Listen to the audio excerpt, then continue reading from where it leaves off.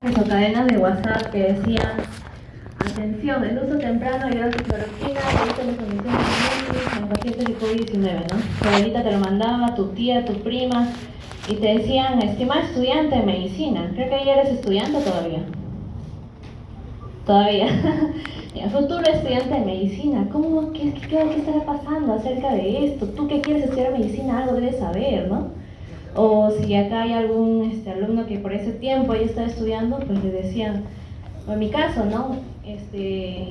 Sobrina, prima, ¿qué significa esto? ¿Cómo hay que consumir o no hay que consumir hidroxicloroquina? Y tú como estudiante te preguntas: pucha, esto es lo que dice la cadena, ¿no? Pero, y justamente te decían, ¿no?, que en un estudio preclínico en líneas celulares se encontró que el consumo de hidroxicloroquina disminuía la replicación de estos virus. Y tú decías: ah, mira, interesante, en estudios preclínicos. Entonces yo, bueno, no tanto yo como estudiante, pero imagínate que haya sido un estudiante, ¿ya? O un médico que le haya venido este mensaje y de pronto se pregunta, ¿no? ¿Qué debo hacer? ¿Qué hago? Prescribo a mis pacientes, si eres médico, prescribo a mis pacientes hidroxicloroquina, o si eres estudiante de medicina, le digo a mis tíos, a mis primas, a mis hermanos que consumo hidroxicloroquina para reducir la replicación de COVID-19. Y te vas y te pones a revisar en la literatura. Entras a PubMed, porque ya sabes buscar en base de datos, y encuentras un estudio que dice: hidroxicloroquina para el tratamiento temprano de adultos con coronavirus moderado, un ensayo clínico aleatorizado. Y te dice ahí: ¿sabes qué? Este es un ensayo aleatorizado, controlado, open label, multicéntrico, en el cual se ha estudiado aproximadamente si es que a los pacientes que tenían menos de 5 días de enfermedad, que tú le dabas hidroxicloroquina o un cuidado normal, si es que presentaban una disminución de la resolución de los síntomas, y si es que por cómo está la progresión de los síntomas y qué eventos adversos tenían en el seguimiento de 28 días. Y justo ahí te dijo, ¿no? En pacientes con COVID moderado no se ha observado ningún beneficio de hidroxicloroquina versus el cuidado normal, el cuidado usual para esta enfermedad vírica. Entonces tú estabas y decías: ah, mira, entonces este ensayo clínico no me ha dicho que haya un tipo de beneficio de este fármaco. Pero tú te preguntas: pero este es solamente un estudio. ¿Y qué pasará con los demás estudios? Porque fácil debe haber un estudio transversal o un estudio cohorte que por ahí haya encontrado una asociación estadística o haya encontrado algún beneficio. Y te dices: hay tanta evidencia que me puede sugerir lo contrario, o hay tanta evidencia que me dice que no sirve, pero mi abuelita me sigue diciendo que sirve y que lo probó. Entonces, ¿qué hago? Voy a investigar un poco más.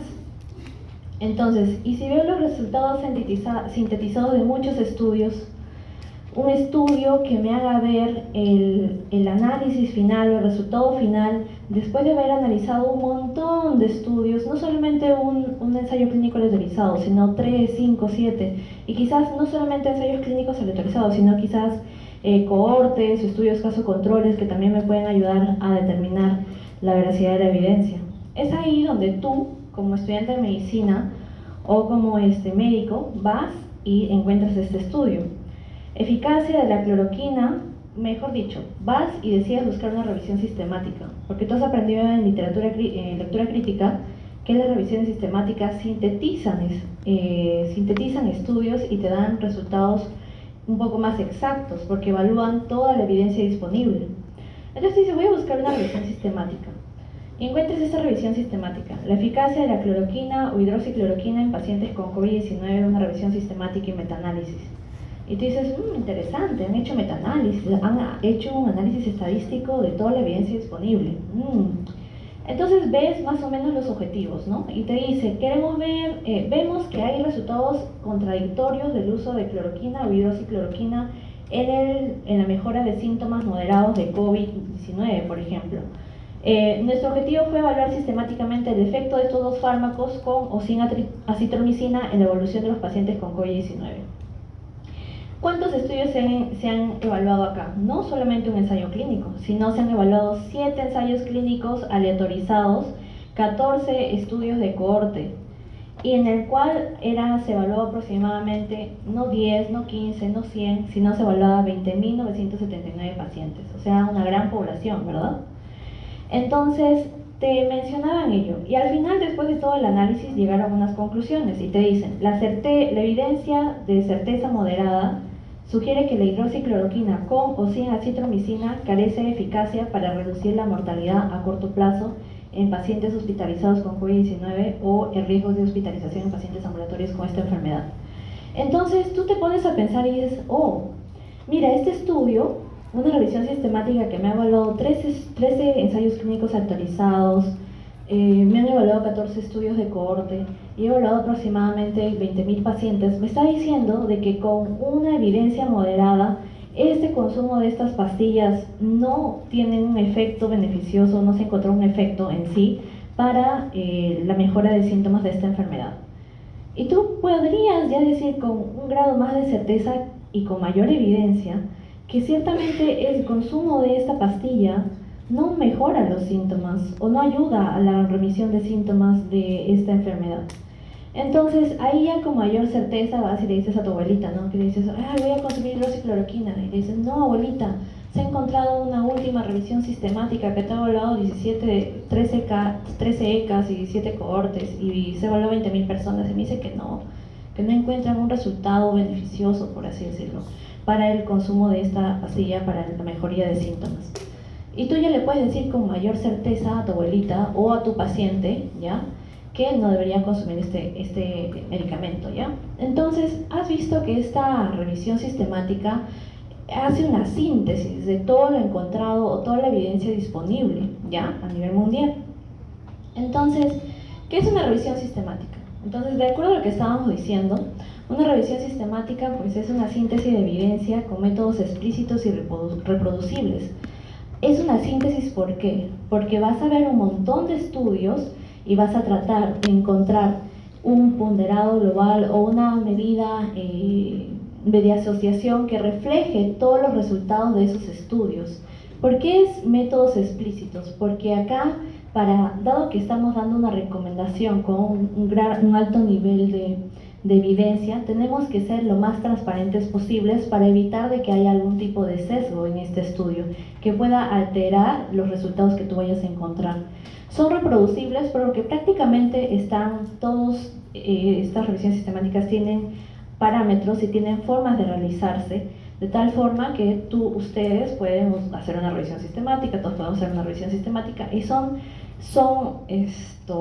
tienen unos pasos explícitos. Y son estudios secundarios porque nosotros vamos y evaluamos, por ejemplo, sacamos los datos de los participantes. Yo voy a ustedes y les saco un cuestionario de depresión, por ejemplo. Les hago a ustedes un cuestionario de depresión. No, ¿verdad? Esa no es la característica de una revisión sistemática. Una revisión sistemática se caracteriza en que las unidades de medida van a ser los estudios, o sea, los artículos publicados. No necesariamente, y por eso es un estudio secundario, porque evalúa datos de otros estudios, ¿ya? Te responde una pregunta específica mediante criterios predefinidos. La pregunta específica, la famosa pregunta PICO, minimiza sesgo y errores para brindar conclusiones confiables, porque minimizamos sesgo a través de una evaluación por pares de los resultados, en el cual no se tenga, poco a poco vamos a ver por qué tiene pocos sesgos. Y también busca proporcionar la mejor evidencia disponible.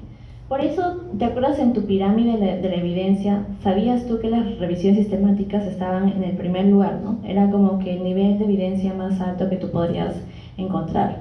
Y también te mencionan acá, ¿no? Hay diversos tipos de revisiones sistemáticas. Entonces, ¿cuál es el nivel de evidencia más claro? Era una revisión sistemática con ensayos clínicos aleatorizados. Después de eso venía recién un nivel de evidencia 1B, en el cual tú veías un ECA individual, y 1C, estudios de todo o nada, que son, por ejemplo, los estudios que te pueden ayudar a mencionar que para la enfermedad de sífilis tienes que dar penicilina, o sea, es algo súper obvio. O, por ejemplo, si es que tienes un shock anafiláctico, tú tienes que dar adrenalina, porque casi se ve un efecto causa tan, pero tan estricto que no tienes que hacer mayores estudios. una revisión sistemática de estudios cohorte, es un nivel de evidencia 2A, y una revisión sistemática de casos y controles es un nivel de evidencia 3A. Y lo que había estado diciendo tu abuelita o tu prima decía, oye, pero esa hidroxicloroquina se vio que había un efecto en modelos celulares, ya habíamos visto estudios preclínicos, ¿te acuerdas? Y tú decías, ah, mira, pero el nivel de evidencia, abuelita, vas donde tu abuelita y dices, abuelita, mira, el nivel de evidencia que tú me estás presentando acá es un quinto nivel de evidencia. O sea, hay que tomarlo con pinzas ese nivel de evidencia. Y mira, en cambio yo te traigo esta revisión sistemática de ensayos clínicos aleatorizados y me está diciendo que no se presenta ningún tipo de efecto o beneficio de la hidroxicloroquina para la remisión de los síntomas de COVID-19. Entonces, mira, abuelita, hay que aprender de evidencia, si no nos vamos a dejar engañar. Entonces así le dices a tu abuelita, ¿ya? Entonces, ese es el pilar. Recuerda que ese va a ser el pilar para el para el proceso de toma de decisiones. Entonces, ¿a qué se refiere con el pilar? Se refiere a que si es que tú, por ejemplo, estás en cuarto año y no sabes exactamente qué tipo de tratamiento dar a tu paciente, si es que quieres comparar esomeprazol versus omeprazol o cespraxona versus, ay, no sé, clindamicina versus vancomicina, clindamycin, oxacilina, etc. Y estás comparando por ahí antibióticos y quieres saber cuál es el mejor antibiótico para dar a tu paciente de esa patología que le están tratando, tú puedes ir a una revisión sistemática y averiguar eso. Y eso te va a dar como que mayor certeza de que el tratamiento que estás eligiendo va a ser el mejor. Entonces, esto es importante, ¿ya? Y con eso vas a tener una decisión basada en evidencias, una decisión clínica basada en medicina en evidencias. Pero la revisión sistemática es el único tipo de revisión sistemática que existe. No, pues hay varios tipos. Por ejemplo, la revisión sistemática que la conocemos normalmente con metaanálisis, en la cual se evalúa un montón de estudios, ¿ya? Pues prácticamente te dicen, es una síntesis integral de los estudios relevantes sobre una pregunta específica utilizando métodos rigurosos, ¿ya? Esa es la revisión sistemática que tú conoces, que yo conozco, que todos conocemos. Por ejemplo, en este estudio, ¿no? La metformina para la diabetes tipo 2, una revisión sistemática y metaanálisis. Entonces, donde te evalúan si es que la metformina versus cambio de estilos de vida, por ejemplo, puede tener un mejor desenlace en la reducción de glucosa de tu paciente. Sin embargo, hay otro tipo de revisión, que es, por ejemplo, la revisión narrativa. Es una revisión sistemática de tipo narrativo. ¿Por qué se dice sistemático? ¿Por qué? Porque tiene una metodología, porque tiene una fórmula de búsqueda, porque se hace de manera sistemática. Y doctora, ¿por qué es narrativo?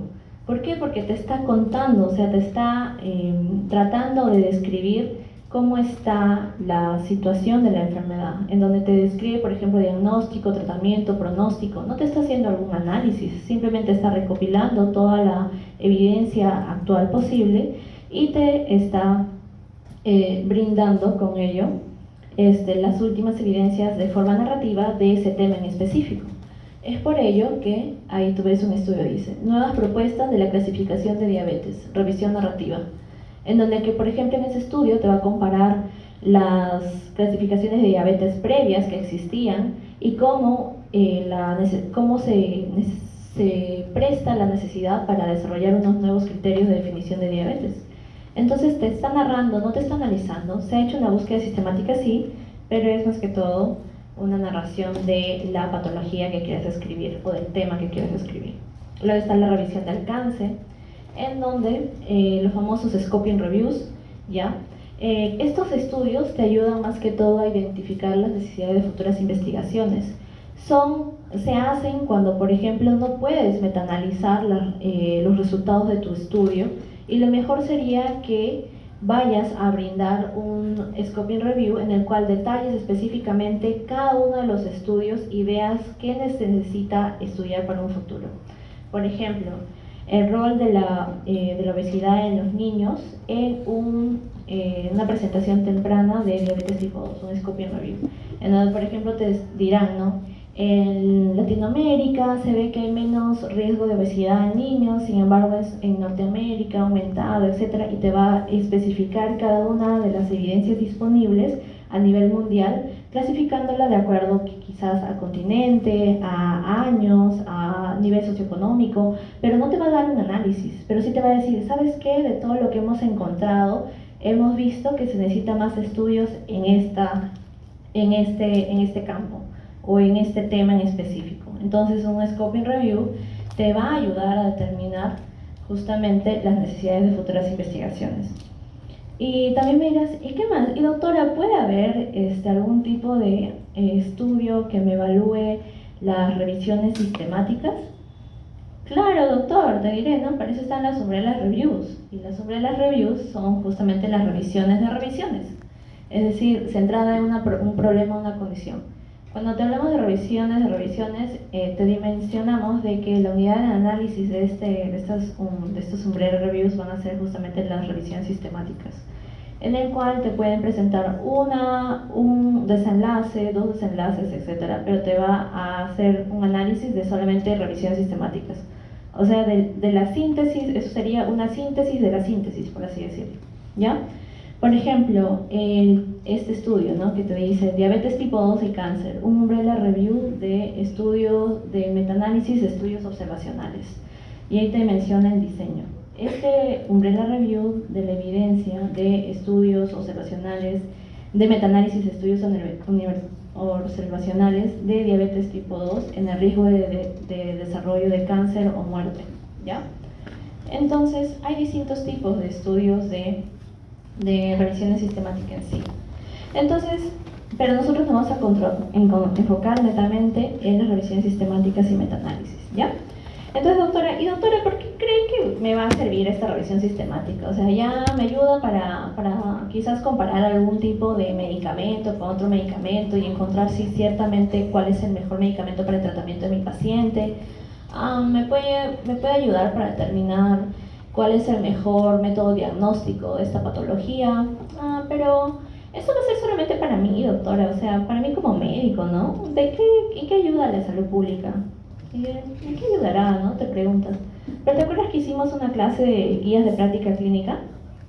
¿Te acuerdas, verdad? Y ahí que decíamos, estas guías de práctica clínica tomaban como referencia las revisiones sistemáticas, especialmente las revisiones sistemáticas que habían evaluado los ensayos clínicos aleatorizados. Entonces, estas revisiones sistemáticas, como tienen un gran alto nivel de evidencia, nos van a ayudar a ser la base de guías clínicas y decisiones en salud pública. Porque, por ejemplo, lo que habías visto con este estudio de hidroxicloroquina, habías visto que esa revisión sistemática, por ejemplo, antes de que saliera esa revisión sistemática de los beneficios de hidroxicloroquina para la sintomatología de COVID, gran parte de las personas o los médicos daban a diestra y siniestra hidroxicloroquina. Se veía recetas en internet de dando hidroxicloroquina por acá, por allá, y decían, no, que sí se ha visto, y se basaban en qué, en la experiencia personal, en la experiencia clínica. Y como tú has visto, la experiencia clínica, ¿qué nivel de evidencia era? La más baja, ¿verdad? Entonces, ellos se basaban en eso.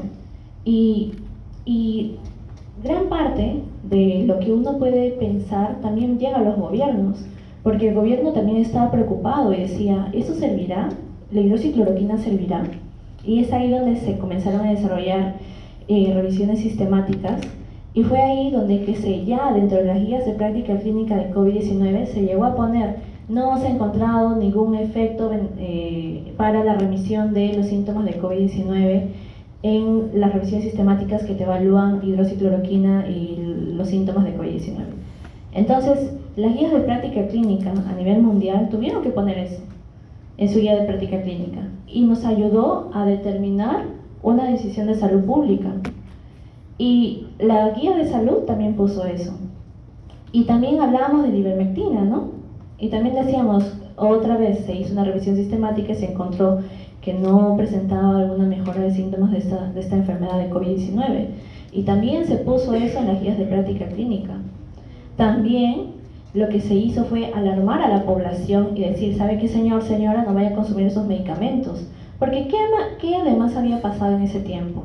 Tú habías visto que habían estado consumiendo este medicamento y que las farmacias habían aumentado de precio este fármaco, ¿no? que de pronto comenzaron a 40 soles la pastilla, 30 soles la pastilla, y también para la ivermectina, que de pronto ya no consumías ni siquiera ivermectina de personas, sino también de caballos, de animales. O sea, la gente está desesperada. Y una situación de desesperación, por así decirlo, es justamente donde la evidencia nos ayuda y nos salva. Qué chévere, ¿no? Ya. Entonces, es ahí donde las revisiones sistemáticas pueden apoyar a una decisión, al desarrollo de guías de práctica clínica y con ello a la mejora de toma de decisiones en salud pública, ¿ya? Entonces, te permiten también estimar efectos con mayor precisión, los famosos metaanálisis. Entonces, los metaanálisis es un tipo de análisis en el cual tú pones varios estudios y pones los resultados que han sacado cada uno de estos estudios y al final te da un estimado global y te dice, ¿sabes qué? De los 13 ensayos clínicos que vi, encontré que el intervalo de confianza, que el odds ratio para desarrollar algún tipo de complicación era 0.4 con un intervalo de confianza de 1.2 a 1.7. Y te das cuenta de que pues, fue un resultado que te brindó un estimado global en donde te llegó a decir de que el medicamento era un factor protector y ayudaba a la revisión de síntomas de cualquier otro de un medicamento X, ¿ya? Entonces nos ayuda a estimar con mayor precisión y después de varios análisis de varios estudios el estimado global o tu resultado global de todo el análisis de esos estudios que estás viendo. Nos ayuda también a determinar la efectividad, la eficacia y la validez de una intervención o un tratamiento. Y con eso de nuevo, ¿no? Volvemos a la parte de tu práctica clínica. Te ayuda a ti como futuro médico, a mí como médico, a tomar mejores decisiones y más que todo decisiones basadas en evidencia, ¿ya? Lo que llamamos medicina basada en evidencias. Identifica los vacíos de la evidencia para futuras investigaciones. Por ejemplo, en algunas revisiones sistemáticas, y en gran parte de todos los estudios te dicen qué es lo que tú puedes hacer o qué es lo que tú puedes entender con los resultados de esos estudios y también te mencionan qué sugieren que se debería hacer. Entonces, si tú has evaluado todo un compilado de estudios, ¿ya? Vas a llegar a entender que, obviamente, de ese compilado, de esa gran lectura que has hecho, de ese gran análisis que has hecho de todos esos estudios que son lo mejor de lo mejor para responder a tu pregunta de investigación, vas a llegar a determinar que ese estudio, qué falencias hay de ese campo de estudio. Si yo hablo de diabetes y de cuidado de adultos mayores, puedo decir que quizás se necesita más ensayos clínicos aleatorizados, se necesita más modelos de intervención, se necesita el uso de IA, se necesita un montón de cosas. O sea, te ayuda a determinar qué campos no se están estudiando, ¿ya? Por eso es importante. Entonces va a haber varios tipos de revisiones sistemáticas. Por ejemplo, están las de intervención, en la cual se van a evaluar ensayos clínicos aleatorizados y donde te preguntas, por ejemplo, cuáles son los efectos de la mascarilla para reducir los síntomas de COVID, los síntomas respiratorios, ¿ya? También están los tipos de revisión sistemática de exposición, en el cual, por ejemplo, se tienen que evaluar estudios observacionales comparativos, en donde te preguntan, por ejemplo, cuál es la asociación entre vivir solo, la mortalidad y cuál es su posible causa-efecto. Entonces te hablan de exposición a un evento y qué es lo que realmente, cuál es el verdadero riesgo de que ese evento al cual el paciente está expuesto vaya a causar algún tipo de malestar o evento adverso al paciente. Diagnóstico, screening e identificación. Esto más que todo se hace una revisión sistemática de estudios que te evalúan, por ejemplo, la sensibilidad, la especificidad, valor predictivo positivo, el valor predictivo negativo de estudios de diagnóstico, ¿ya? Por ejemplo, cuáles son las propiedades diagnósticas o los diferentes puntos de corte del factor von Willebrand para diagnosticar la enfermedad de von Willebrand. Esto es relevante para enfermedades quizás nuevas en el cual nosotros no tengamos un punto de corte específico para determinar si es que la persona tiene o no tiene la enfermedad. De pronóstico también, en el cual tú vas a ver estudios comparativos, en el cual puedes llegar a evaluar cuál es Por ejemplo, la pregunta sería, ¿no? ¿Cuáles son los factores que influencian los desenlaces en la quimioterapia en adultos mayores con leucemia amiloide aguda? Entonces, de pronóstico, tú puedes decir, mira, este paciente quiere hacer una revisión sistemática de estudios cohorte en el cual se le brindó a un paciente quimioterapia más radioterapia y otro paciente solamente se le dio quimioterapia más resección quirúrgica. Quiero ver cuál de los dos tiene el mejor pronóstico de sobrevida.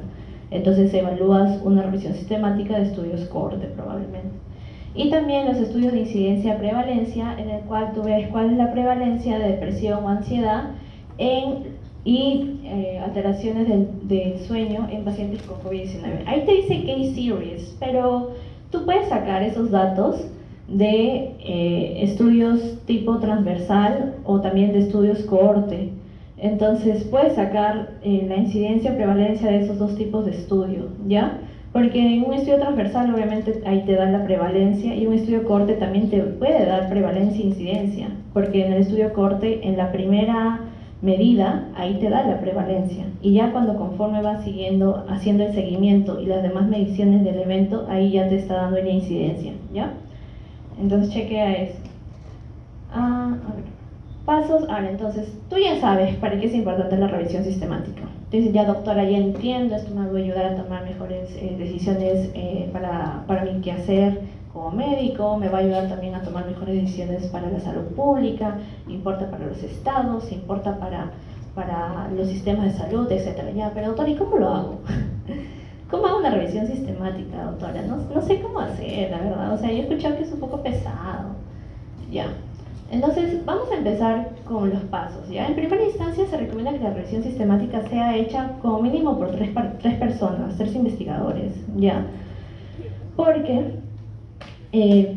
como vamos a ir viendo, se necesita un investigador que evalúe un pack de estudios, otro investigador que evalúe los mismos estudios, y al final van a tener estos investigadores que comparar estudios.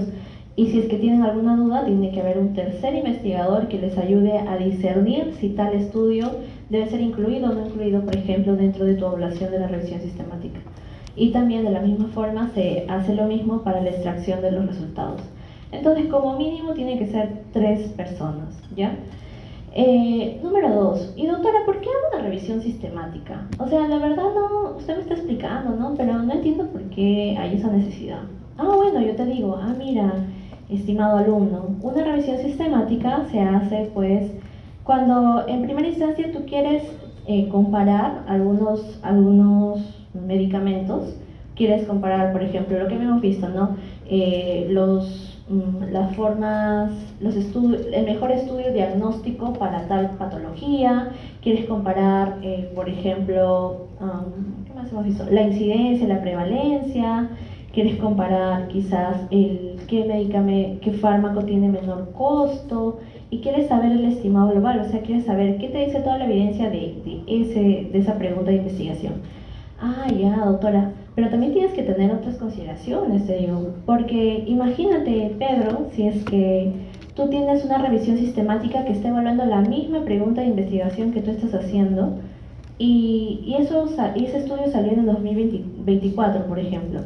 Y tú acá dices, doctora, pero yo quiero hacer la misma revisión sistemática, porque bueno, me parece un tema interesante. Pero, ¿tú crees que en un año van a salir un montón de resultados de esa misma pregunta de investigación? A menos si es que es una emergencia, puede que salga un montón de artículos de ese tema, ¿no? Como pasó con COVID. Pero en un año un poco difícil, si es que es un tema regular, ¿ya? Que quizás no sea un tema de suma importancia para la salud pública. Entonces, se estima de que uno debe hacer una revisión sistemática de quizás de una misma pregunta de investigación, si es que la última revisión sistemática tiene 5 años de antigüedad, ¿ya? Entonces eso tienes que considerarlo. ¿Qué más? ¿Quieres comparar? Ya, eso más que todo. Entonces, ¿cuáles son los pasos? Primero vamos a empezar formulando una pregunta de investigación. Ya te expliqué que las preguntas de investigación suelen salir de la observación. De qué tú vas a ir observando, por ejemplo, en tus compañeros, qué vas a ir observando en los proyectos de tesis, qué vas a ir observando en tu rotación de cuarto año, qué observas en los docentes, qué observas quizás en la comunidad de tu universidad. O sea, Las preguntas de investigación a veces salen netamente de la observación y cuando ya estés haciendo práctica clínica, esas preguntas van a salir de quizás de tu día a día con tus pacientes, en el cual vas a encontrar incongruencias, que para ti va a ser importante hacer un estudio sobre ello. Después de hacer una pregunta de investigación, con la famosa pregunta PICO, vas a realizar una búsqueda sistemática. Ahí vas a utilizar tus famosos operadores booleanos, vas a utilizar el AND, el OR, el NOT, vas a utilizar las famosas bases de datos que tú ya sabes buscar, ¿verdad? También vas a seleccionar estudios que hayan respondido a la pregunta establecida. O sea, si es que yo estoy haciendo un estudio de comparación de intervenciones, los estudios que yo quiero evaluar más que todo van a ser ensayos clínicos aleatorizados, ¿verdad? Y si es que yo quiero evaluar un estudio, una revisión sistemática de incidencias, prevalencias, probablemente solamente evalúe cohortes y estudios transversales. No me voy a ir por ensayos clínicos aleatorizados, un poquito raro. Entonces lo que tú tienes que hacer es encontrar los estudios, el tipo de diseño de estudio que vaya de acorde a la pregunta de investigación que tú estás haciendo. También extraer los datos de interés de los estudios seleccionados. Tienes que extraer, por ejemplo, el N total, tienes que extraer qué eventos adversos quieres evaluar, si es que quieres evaluar, por ejemplo, el loss ratio, tienes que ver cuáles son los componentes del loss ratio, tienes que ver cuántas personas están viendo, cuánto es la población total de cada uno de los estudios, tienes que ver qué es lo que vas a ir, qué variables vas a incluir en tu cuadro de extracción, ¿ya? También tienes que valorar el riesgo de sesgo de estos estudios seleccionados, ver cuando sea pertinente, también tienes que realizar la síntesis cuantitativa de los resultados como los famosos metaanálisis. Ahora tú me dirás, doctora, todas las revisiones sistemáticas tienen metaanálisis. Diré, no todas las revisiones sistemáticas tienen metaanálisis. O sea, sí puede haber revisiones sistemáticas que no tengan metaanálisis, ¿ya? Evaluar el sesgo de reporte y también evaluar la certeza de la evidencia. Con nosotros vamos a ver solamente hasta evaluar el riesgo de sesgo, ¿ya? Entonces, la famosa formulación de la pregunta PICO. Este es el stencil básico, ¿ya? El P era de población, la I era de intervención, la C era de comparador, O era de outcome, ¿verdad? Eso ya te lo sabes, ya está escrito en tu memoria. ¿Por qué? Porque es algo básico, que lo has visto desde el segundo año, creo. Entonces, esta es la fórmula que tú debes saber para desarrollar tu pregunta de investigación. O sea, ¿cuáles son los componentes de tu pregunta de investigación? Y obviamente hay algunas variaciones de este famoso PICO, en el cual puede ser, por ejemplo, en vez de intervención, puede ser exposición, en lo cual ya iríamos a la famosa PECO, o en vez de PICO, puede ser PICOS, en el cual la S sería para el Study Design o el diseño del estudio, ¿ya? Entonces, hay también varias formas de variación de esto, pero esta es la básica. Entonces, primero tienes que formular la pregunta PICO, ¿no? Entonces, tú vas a hacer, por ejemplo, los que preguntaban sobre hidroxicloroquina y hidroxicloroquina y COVID-19. Yo diría, ¿cuánto es? ¿Cuál sería la pregunta? Sería, en los pacientes adultos de 69, de 20 a 69 años, el consumo de hidroxicloroquina ha reducido la sintomatología de COVID-19 versus el manejo normal de esta patología, ¿no? Comparando como que intervenciones. Entonces, lo que vamos a ver es justamente, esa sería la pregunta de investigación y tú de ahí tienes que sacar los componentes PICO, ¿verdad? Entonces, por ejemplo, en esta pregunta, ¿no? Ahí está la parte P, en la cual tú sabes que es la población, que acá te dice, ¿no? La población que está en riesgo de desarrollar una enfermedad respiratoria. Dice, hemos incluido personas de todas las edades en un hospital o comunidad. Eso es importante que en la población tú determines cuál es tu punto de corte, porque como te decía, ¿no? Hay una diferencia entre los distintos grupos etarios. Por ejemplo, solamente para COVID-19. Si es que tú evalúas COVID-19 en niños menores de 11 años, creo que había un menor riesgo de desenlace fatal como muerte. Y si es que ves, por ejemplo, esta enfermedad en pacientes de 18 a 60 años, vas a encontrar que probablemente este grupo de pacientes tenga un mayor riesgo de desarrollar eventos adversos o quizás de tener leve COVID moderado a leve.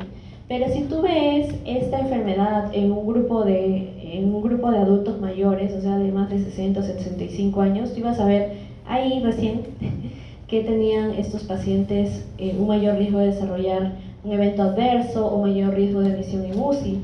Entonces, solamente con este ejemplo te vas dando cuenta que depende bastante qué tipo de población vas a incluir en tus estudios, ¿ya? Entonces, los criterios de elegibilidad son importantes para que tú determines qué grupo etario vas a agarrar. Si es que, por ejemplo, vas a agarrar solo niños, porque tu pregunta de investigación es netamente sobre niños, los famosos pediatras, por ejemplo, o si es que quieres ver solamente adultos mayores, ¿ya? Entonces es importante que determines tu población de estudio. Luego te va a decir las intervenciones físicas. Por ejemplo, en esta pregunta de investigación se dicen las intervenciones físicas. Y el comparador, que serían las no intervenciones físicas, y el outcome, que serían los efectos o las complicaciones, ¿ya? Y acá sí te evalúa el study design, que en este caso serían los ensayos clínicos aleatorizados. Entonces la pregunta pico, por ejemplo, ves este estudio que te dice evaluación de la eficacia y la seguridad en las vacunas de COVID-19 en niños de 5 a 11 años. Y la pregunta es, ¿son las vacunas de ARN mensajero contra el COVID-19 seguras y eficaces en niños de 5 a 11 años? ¿Y tu población cuál es? Los niños de 5 a 11 años. La intervención sería la aplicación de esta vacuna. Los comparadores serían los niños no vacunados. Y el outcome o desenlace sería la eficacia y seguridad, ¿ya? Entonces, después de que sabes tu pregunta pico, sabes tu pregunta pico, sabes tu pregunta de investigación, tienes que registrar eso en Próspero. Próspero es una base de datos de protocolos de revisiones sistemáticas. ¿Por qué se hace eso? Porque cuando tú registras este protocolo, lo que vas a determinar es cada uno de los puntos de tu revisión sistemática. Pregunta de investigación, pregunta pico, bases de datos en donde tú vas a buscar, criterios de elegibilidad, criterios de exclusión, métodos de análisis, evaluación de heterogeneidad, evaluación de sesgo, evaluación si es que cumple los prismas o no cumple prismas, si es que, por ejemplo, se ha evaluado sesgo a través de un sistema de una evaluación GRADE, etcétera, cómo se reportan los resultados, etcétera. Todo eso tú lo tienes que hacer previamente al desarrollo de tu estudio. O sea, tienes que hacerlo antes de iniciar la extracción de datos, ¿ya? Por eso se recomienda, y incluso tú tienes que, si tú lo registras todos estos datos en Próspero, ¿ya? Tienes que evitar hacer cambios futuros. ¿Por qué? ¿Qué pasa? ¿Por qué te dicen a ti que registres estos estudios primero, registres cómo vas a desarrollar todo tu estudio en Próspero? ¿Por qué crees? Porque puede ser que tú estés viendo, analizando los datos y te encuentres de que tú creías, por ejemplo, de que la hidroxicloroquina iba a ser beneficiosa para la remisión de síntomas de COVID. Pero tú eres una persona muy acérrima, un investigador acérrimo que dice, yo he visto estudios in vitro que sí se ha comprobado. Entonces eso debe ser muy parecido en humanos. Y tú dices, sí, es así. Y registras todo tu protocolo en Próspero. Es más, no registras todavía tu protocolo en Próspero, sino que primero lo que haces es ver los datos. Has hecho casi todo el proceso, registro, búsqueda, sistemática, has extraído datos y te das cuenta que los resultados son negativos. Y tú dices, no, ¿cómo es posible? Entonces dices, no, voy a cambiar el método de análisis. Y has trabajado el análisis así, has hecho un metaanálisis con modelos aleatorios, has cortado, has sacado uno que otro estudio, y para que tu estimado global te salga a favor de tu intervención. Entonces tú dices, ya. Entonces, y de ahí recién haces tu protocolo, ¿no? Y ahí recién redactas. Se realizó un metaanálisis de efectos aleatorios en el cual se registró solamente estos estudios y no se registró todos los estudios como normalmente debería ser. Entonces, el hecho de que tú registres primero este protocolo en Próspero hace de que tú evites sesgos que beneficien a los resultados, que beneficien al resultado que un investigador pueda desear, ¿ya? Entonces, este protocolo, cuando uno realiza este protocolo y lo registra, un investigador va a tener que seguir lo que uno mismo ha registrado, o sea, seguir el plan de trabajo de investigación, lo vamos a tener que seguir para la realización de nuestra investigación, ¿ya? Entonces, previene el sesgo de duplicación y reporte selectivo. ¿Por qué? Porque tú lo tienes que registrar, porque puede que haya otro investigador que también lo esté realizando. Entonces, antes de realizar tu revisión sistemática, ya tienes tu pregunta pico, entras a Próspero, registras las palabras clave y te vas a dar cuenta, oh chispas, otro investigador ya ha realizado esa misma pregunta de investigación. Entonces, ¿yo voy a hacer otra revisión sistemática? No, ¿verdad? ¿Por qué? Porque ya otro investigador ya lo está realizando. Entonces tú no puedes hacer eso, ¿ya? Entonces es un registro, Próspero es esto, ¿no? Un registro internacional de revisiones sistemáticas que tiene como objetivo promover la transparencia, ciencia abierta y reducir el sesgo de informes y ayudar a prevenir la duplicación no intencionada y el desperdicio de la investigación. Entonces Próspero debe ser descrito, tú pones, ¿no? Se registró este estudio en Próspero, esto debe ser registrado en la sección de métodos de tu estudio, se debe especificar el código de registro y si es que por A o B evento usted como investigador decidió cambiar algún método de análisis de su revisión sistemática, eso tiene que incluso estar registrado en Próspero y puesto, ¿no? ¿En qué cambió esta revisión sistemática? En que cambié el método de análisis. ¿Y por qué? Y tienes que especificar el por qué has desarrollado cambiar el método de análisis, ¿ya? Entonces acá te dicen, ¿no? En este estudio se registró el protocolo en tal lugar y se utilizó tal directriz. Entonces este es Próspero, esta es la página, este es el registro del protocolo de este estudio que estábamos viendo, de la evaluación de eficacia y seguridad de la vacuna COVID-19 en niños de 5 a 11 años. Este es el registro y ahí incluso te dice, tienes que colocar el título de la revisión, los objetivos, las palabras clave, el método de análisis, de evaluación de sesgo, cuáles son los criterios de inclusión, criterios de exclusión, etc. ¿Ya? Y luego vas a hacer la búsqueda, ya has registrado tu protocolo, ¿verdad? Estás registrando tu protocolo y también dentro de ello tienes que hacer la estrategia de búsqueda bibliográfica. La base de datos son PubMed, Embase, Central, Web of Science, Lilac, Cielo, Scopus, Medline, etc. ¿Ya? Tienes que usar los operadores booleanos y términos match. ¿Te acuerdas de lo famoso AND, que era para unir dos términos, AND, que era para solamente evaluar el término en común, ¿verdad? OR, que era para evaluar los dos términos que tú estabas analizando, y NOT era para excluir un término. ¿Te acuerdas, verdad? Tus famosos operadores booleanos, ya. Lo mismo vas a hacer con esta búsqueda sistemática. Yo tengo, por ejemplo, vacuna COVID-19. Voy a buscar a mi búsqueda a MESH, ¿se acuerdan de MESH? Y voy a buscar COVID-19. Ahí voy a ver cuál es el término MESH de ese COVID-19, de ese término COVID-19, porque antes era SARS-CoV-2, porque hay términos parecidos, ¿verdad? SARS-CoV-2, COVID-19, COVID-2019, coronaviruses, etc. O sea, hay un montón de términos para solamente COVID-19. Y vas a tener que poner todos esos términos dentro de tu fórmula de búsqueda, ¿ya? Entonces, esa fórmula de búsqueda va a estar determinada también por la parte de tu pregunta pico. O sea, la población sí o sí la vas a tener que poner en tu fórmula de búsqueda, ¿no? En este caso, este estudio era niños de 5 a 11 años. Luego, la intervención. Obviamente que tiene que estar dentro de tu fórmula de búsqueda la vacuna COVID-19, ¿verdad? Porque si no, no hay sentido. El comparador, niños sanos, no lo tienes que poner. Ahora, el desenlace tendrías que poner, por ejemplo, seguridad y eficacia. ¿Qué piensas? Quizás ahí hay algunos que dicen que no tienes que poner el desenlace, que solamente tendrías que poner COVID y vacuna COVID-19, vacuna COVID-19, mRNA y los niños de 5 a 11 años. Porque si es que tú pones desenlaces, estarías quitando otros estudios que quizás no han tomado la seguridad y la eficacia como objetivo principal, sin embargo sí lo han reportado en el texto completo, en el full text.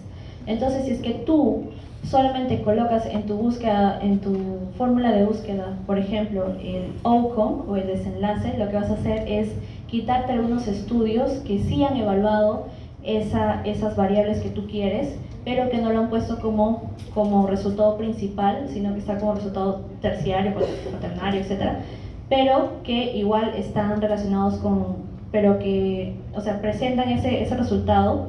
Entonces, la idea es de que tú dentro de tu fórmula de búsqueda solamente pongas la población, la intervención, y si es que estás comparando dos fármacos, pongas la intervención y el comparador, ¿ya? Que si estoy comparando ceftriaxona versus vancomicina o meropenem versus ertapenem, algo así, ¿ya?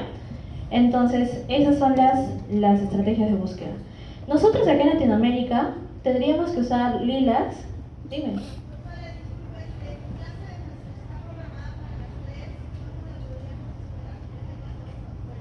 Sí, tienen que esperar. Bueno, yo creo que unos 10 minutitos máximo. Ajá, ya acabamos ya. Gracias. Sí, no, de hecho este está programado hasta las 2:50 y si me dejas acabar, creo que podemos avanzar más rápido. ¿Te parece? Ya. Ahorita acabo. ¿Me da 5 minutitos? Gracias, muchas gracias. Ya. Entonces, en Latinoamérica tú vas a ver Lilac y Cielo y los más usados van a ser PubMed, Scopus, Web of Science y MedMed. ¿Ya, chicos? Entonces es lo que tú vas a usar. Fórmula de búsqueda, acá se encuentra cómo se determina y recuerda que acá es cómo van a determinar cada una de las fórmulas. Acá, por ejemplo, tú vas a ver los términos mesh, or, etcétera, y vas a ver cómo se hace una fórmula de búsqueda. Por eso se dice que es sistemática, porque tiene varias variables. Ahora, la selección de estudios. Vas a aplicar los criterios de inclusión y exclusión. Ya te dije que tienen que estar relacionados con con la población, por ejemplo, si es que tienen el desenlace que tú quieres evaluar. Ese tiene que ser un proceso de selección transparente y reproducible. Es decir, ¿transparente en qué sentido? En que los mismos estudios van a tener que ser evaluados por dos evaluadores independientes, y si es que hay un tipo de discordancia entre las evaluaciones de esos dos evaluadores, tiene que haber una tercera persona con la cual se tiene que debatir ello. Tienes que usar Prisma para reportar esta selección. También tiene que ser reproducible. Ese es el checklist de Prisma en el cual, como Strobe o como CARE, te determina qué tiene que tener cada una de las partes de la revisión sistemática. Entonces es importante para que te ayude a redactar. Entonces los métodos también tienes que ver los criterios de elegibilidad y qué variables vas a tomar en cuenta para la extracción de los datos.